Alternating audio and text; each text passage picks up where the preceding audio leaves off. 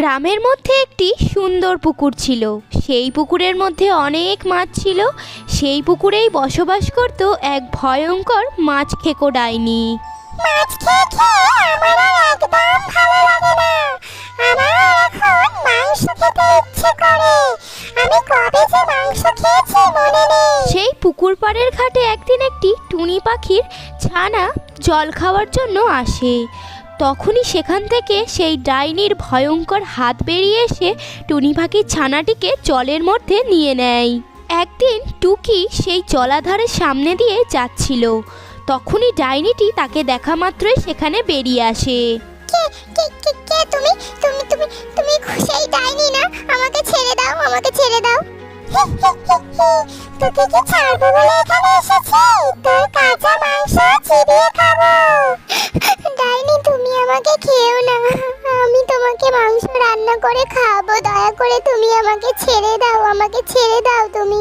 মাংস মাংস তো আমি অনেক দিন খাইনি। ঠিক আছে, আজ আমি তোর রূপ ধরে গিয়ে মাংস খাবো। এই কথা বলে ডাইনিটি টুকির উপরে জাদু করে এবং তাকে সেই পুকুরের জলের মধ্যে ফেলে দেয় এবং নিজে রূপ বদল করে টুকির রূপ ধারণ করে নেয়। এবার আমি মাংস খাবো, দেখি কে আমাকে আটকায়। একথা বলে সে বাড়ির দিকে রওনা হয়। টুনি তখন উঠান ঝাঁট দিচ্ছিল। টুকিকে দেখা মাত্রই টুনি তাকে বলতে থাকে, কি রে মা, এতক্ষণ তুই কোথায় ছিলি? এত দেরি হলো আসতে। মা মা, ওসব কথা পরে হবে। তুমি এখন আমাকে মাংস খেতে দাও, আমি এক্ষুনি মাংস খাবো। মাংস খেতে আমার অনেক ইচ্ছে করছে। হ্যাঁ খাবি তো, আমি আজ দুপুরে মাংস রান্না করব, তখন খাবি। এখন আমার হাতে দুটো কাজ আছে, করে নি, দিয়ে তোকে রান্না করে দেব। তুমি সব সময় এরকম করো, আমাকে করে দাও না, আমি এক্ষুনি খাবো। ঠিক আছে, আমি নিজেই চলে যাচ্ছি। একথা বলে টুকি নিজেই চলে যায়। এই বলতে বলতে সেই ডাইনিটি রান্নাঘরের মধ্যে ঢুকে পড়ে। কাঁচা মাংস খাবো, কতদিন খাইনি। কি জানি মেয়েটার কি হলো, এক্ষুনি মাংস খাওয়ার জন্য জেদ করছে। যাই গিয়ে দেখি কি করছে। একথা বলেই টুনি তখন সেখানে চলে যায়। কাঁচা মাংস দেখে ভোল পাল্টে ডাইনিটি কাঁচা মাংস খেতে থাকে। এই দৃশ্য টুনি দেখে ফেলে। তবে রে ডাইনি, আমার টুকিকে কোথায় রেখেছিস?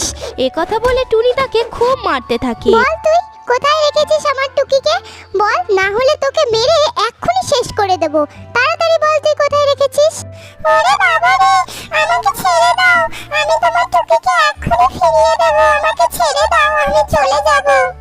টুনির লাঠির আঘাতে ডাইনি জব্দ হয় এবং ডাইনি তখন মন্ত্র বলতে থাকে। ও টুনির ছানাকে আনার জন্য এক জাদু কৌশল করে। তারপরেই সেখানে টুকি হাজির হয়। এরপরে টুনি এবং টুকি সুখে থাকে এবং ডাইনি সেইখান থেকে ভয়ে ভয়ে পালিয়ে যায়। বন্ধুরা, টুকি এবং টুনির গল্পটি কেমন লাগলো জানিও। আর যদি ভিডিওটি ভালো লাগে চ্যানেলটিকে সাবস্ক্রাইব এবং ভিডিওটিতে একটি লাইক করে দিও।